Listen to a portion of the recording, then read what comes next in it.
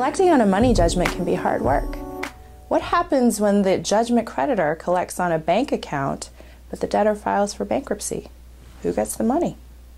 Stay tuned for the case of Collect versus Hernandez. I'm Julia Way, an attorney here with the law offices of Peter and Brewer. I serve on the Board of Trustees for the Bay Area Bankruptcy Forum, and I'm involved with the Bankruptcy Don Edwards Inns of Court. My blog article is about the case of Collect versus Hernandez.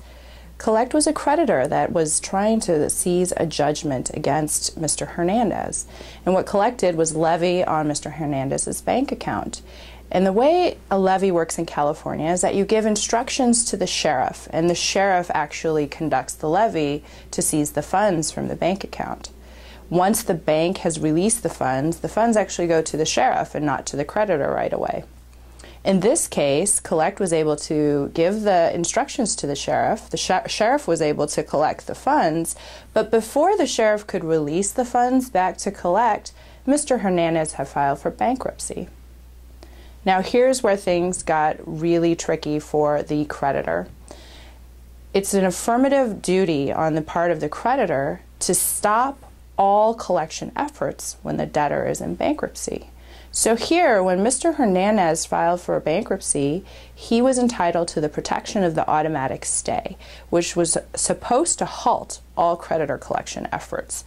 So at that point, what Collect should have done was notify the sheriff that Mr. Hernandez had filed for bankruptcy, there was an automatic stay, and that in this particular case, because it was a Chapter 7 bankruptcy, that the Chapter 7 estate run by the Chapter 7 trustee probably had priority over the funds.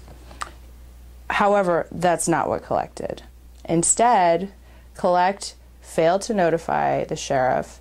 The trustee was forced to get an order from the court, and then the sheriff, who was totally unaware of the bankruptcy, released the funds back to Collect, and Collect later brought a motion trying to undo the turnover order from the trustee. They lost that motion. Judge Mann of the bankruptcy court was very stern in her opinion when she stated that the creditor in this circumstance had an absolute duty to notify the sheriff of the bankruptcy stay. Further, because the funds were released after the stay, Collect was now at risk of a willful violation of the automatic stay, which can have severe sanctions and consequences to the creditor. Here, the creditor made a number of errors during the collection process once the bankruptcy stay was in place. Please read my article for tips on how they could have avoided some of these problems and perhaps come away with a better outcome than what they were experiencing presently. To learn more about our firm and also to read the bios of our attorneys here, please visit brewerfirm.com.